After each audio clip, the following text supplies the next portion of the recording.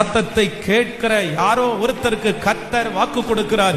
நீங்க சொந்தோன்னு நினைச்ச எத்தனை பேர் உங்களை கைவிட்டாலும், நீங்க சொந்தோன்னு நினைச்சு எல்லாத்தையும் கொடுத்து கொடுத்து கொடுத்து ஒருவேளை இழந்து இன்றைக்கு நீங்க கடந்து போகிற இந்த சூழ்நிலையில எந்த சொந்தங்களும் உங்களுக்கு முன்னாடி வராம உங்கள்கிட்ட இருந்ததெல்லாம் உறிஞ்சு எடுத்து உங்களை தனியா நிக்க வச்சு இன்னைக்கு ஒருத்தர் கூட என் கூட இல்லையே, ஒருத்தர் கூட என் கூட இல்லையே. போன் பண்ணா திட்டலாம், போன் பண்ணா நீ அப்படி நடந்த அதனாலதான் அப்படின்னு சொல்லலாம்.